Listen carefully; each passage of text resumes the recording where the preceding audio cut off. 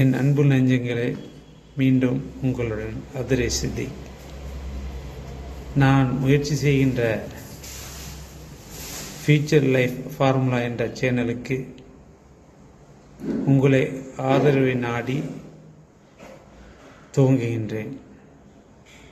இதில் நான் கவலைப்படும் விஷயங்கள், நம் இளைஞர்கள் எதிர்கால பயணங்களை எப்படி மேற்கொள்ள வேண்டும் என்ற விஷயங்களை உங்களிடம் எடுத்துக்காட்டவே இந்த சேனலை உருவாக்கியுள்ளேன்.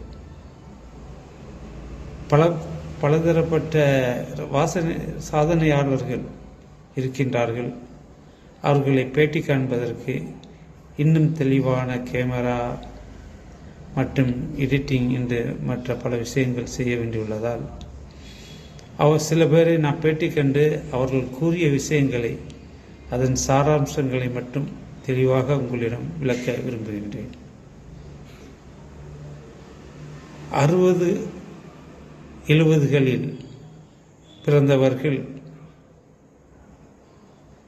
80% மக்கள் வறுமை கோட்டுக்கு கீழே இருந்தார்கள். எந்தவித கல்வியை கற்க முடியாத சூழல்.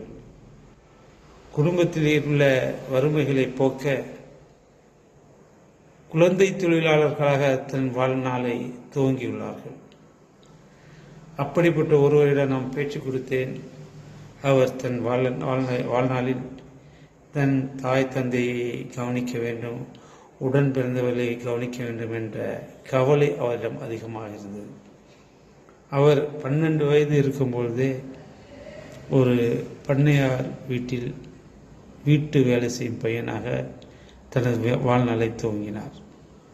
நல்ல பணிவு, அந்த வீட்டில் உள்ளவர்களிடம் அன்பாக பழகுதல், மிகவும் நம்பிக்கையாக இருத்தல், இது போன்ற விஷயங்களால் அந்த வீட்டு பண்ணையாரிடம் கவரப்பட்டு செல்லப்பிள்ளை போல் அவர் இருந்து வந்துள்ளார். குறிப்பிட்ட காலத்திற்கு பிறகு சவுதி அரேபியாவிற்கு செல்ல நேர்ந்தது. அங்கும் தான் வேலை செய்யும் இடத்தில் பணிவு, அன்பு, கருணை என்று தன் வாழ்நாளில் வேலைகளை செய்ய ஆரம்பித்தார். அதன் காரணமாக ஒரு நல்ல அரபியுடைய தொடர்பு கிடைத்து அவர் ஒரு உணவகம் வைத்து கொடுத்துள்ளார். அந்த உணவகத்தை செவ்வனே செய்து 40 வருட காலம் அந்த சவுதி அரேபியாவில் பொருளீட்டி இன்று இந்தியாவில் மிகவும் வசதியாக பிள்ளைகளோட அன்பாக அழகாக வாழ்ந்து வருகின்றார். இதன் மூலம் நான் அறிந்து கொண்டது என்னவென்றால், நாம் மட்டும் வாழ வேண்டும் என்று நினைக்காமல் நம் உடன் பிறந்தவர்களை பற்றியும் கவலைப்பட்ட எவராக இருந்தாலும் அவர்கள் வாழ்க்கையில் முன்னேறிதான் இருக்கின்றார்கள். எனவே நம் குடும்பத்தை பற்றி கவலைப்படும் போது நாம் உழைக்க வேண்டும், பொருளீட்ட வேண்டும் என்ற எண்ணம் வரும். தீய பழக்கங்களிலிருந்து வெகு தூரம் இருக்க அதிகமான வாய்ப்பு இருக்கின்றது. உழைக்க வேண்டும், சேமிக்க வேண்டும், நம் எதிர்கால நோக்கத்தை நிறைவேற்ற வேண்டும் என்று இதன் மூலம் நான் அறிந்து கொண்டேன். நீங்களும் அறிந்து கொள்ளுங்கள்.